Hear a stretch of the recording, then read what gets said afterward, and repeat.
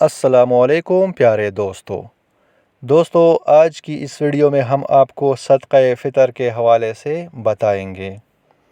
دوستو صدقہ فطر کو لازمی قرار دیا گیا ہے، اور صدقہ فطر اس لیے ہے کہ رمضان کے روزوں میں اگر ہم سے کوئی بھول چوک ہو جائے، کوئی کمی بیشی ہو جائے تو اس کے ازالے کے لیے صدقہ فطر ہے۔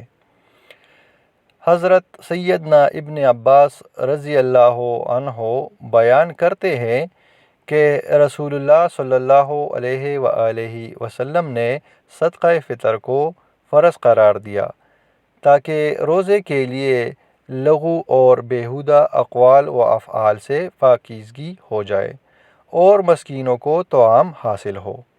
چنانچہ جس نے اسے نماز عید سے پہلے ادا کر دیا تو یہ ایسی زکوٰۃ ہے جو قبول کر لی گئی، اور جس نے اسے نماز کے بعد ادا کیا تو یہ عام صدقات میں سے ایک صدقہ ہے۔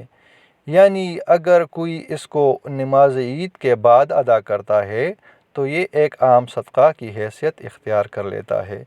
ویسے دوستو صدقہ فطر کو نماز عید سے پہلے ادا کرنا چاہیے۔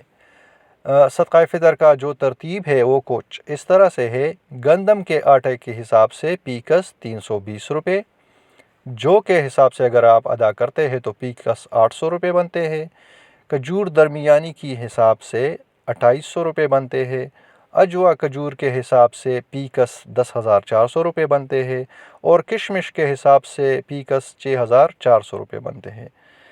اب آپ اپنے حیثیت کے حساب سے اس کو اس ترتیب کے حساب سے ادا کر سکتے ہیں، لیکن کم از کم یہ 320 روپے بنتے ہیں پی کس کے حساب سے۔ امید کرتا ہوں دوستو آپ کو آج کی ویڈیو پسند آئی ہوگی۔ اگر ویڈیو پسند آئی ہے تو ویڈیو کو لائک کیجیے اور ہمارے چینل کو سبسکرائب کریں۔ شکریہ۔